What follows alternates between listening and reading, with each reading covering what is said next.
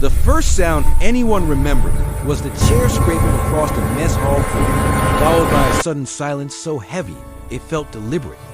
What happened next will be whispered about for years, not because of the strike itself, but because of what fell from her pocket when he did it.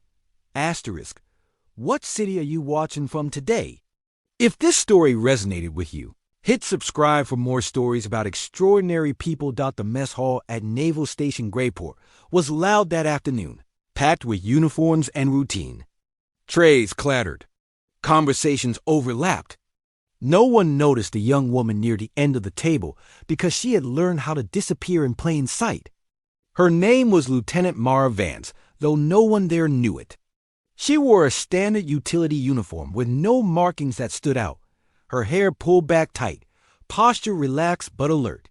To most people, she looked like another junior officer trying to get through lunch before the next assignment. Mara preferred it that way. After years in places where names did not matter and silence kept people alive, anonymity felt like armor. She was temporarily assigned to the base for logistics coordination, a task so dull it made people underestimate her instantly. That underestimation had saved her energy and spared her questions. Across the hall, Petty Officer Briggs was having a bad day and wanted everyone to know it. He was broad-shouldered, loud, and used to rooms adjusting around him. He had just been chewed out by a superior and was looking for a place to put the leftover anger. His eyes landed on Mara when she did not laugh at his joke. He walked over without invitation and leaned too close. "You got a problem, officer," he said, his voice carrying.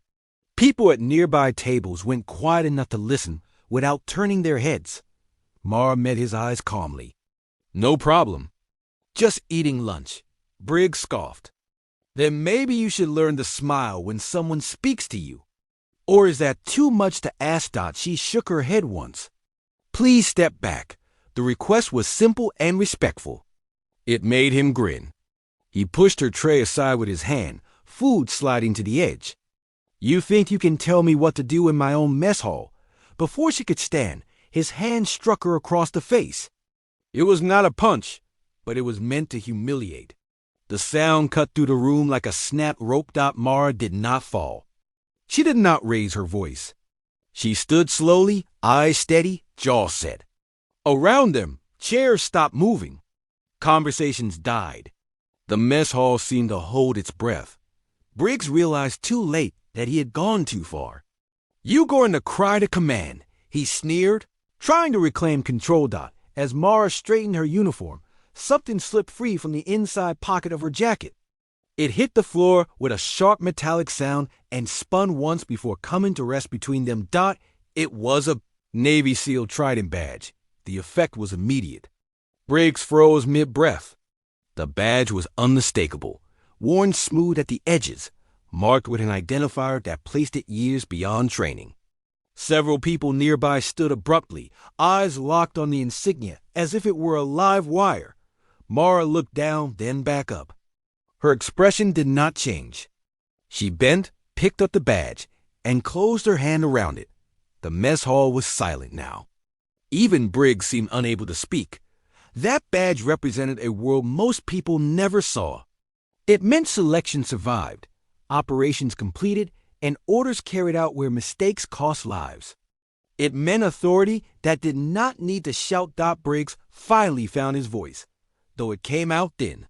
"You are a SEAL." Mara nodded once. She placed the badge back into her pocket. "And you struck a fellow officer. Someone at the far end of the hall had already called security. Another had called command." Word traveled fast when lines were crossed.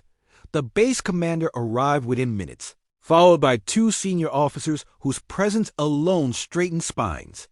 They took in the scene, the stillness, the tension, and then their eyes settled on Mara. Commander Hayes recognized her immediately. "Lieutenant Vance," he said, his tone formal and controlled. She stood at attention. "Sir." Every head in the room turned. Hayes looked at Briggs. "Did you strike this officer?" Briggs swallowed. "Yes, sir." "Do you know who she is?" Briggs shook his head, shame flushing his face. Hayes did not raise his voice. Lieutenant Mara Vance is a decorated Navy SEAL currently assigned to Special Operations Command. She is here on temporary duty by direct request, and she outranks you. The words landed with finality. Briggs was escorted out without another sound. His career would not survive the day, but that was not what mattered to the people watching. What mattered was the quiet strength of the woman who had taken the hit and never reached for anger.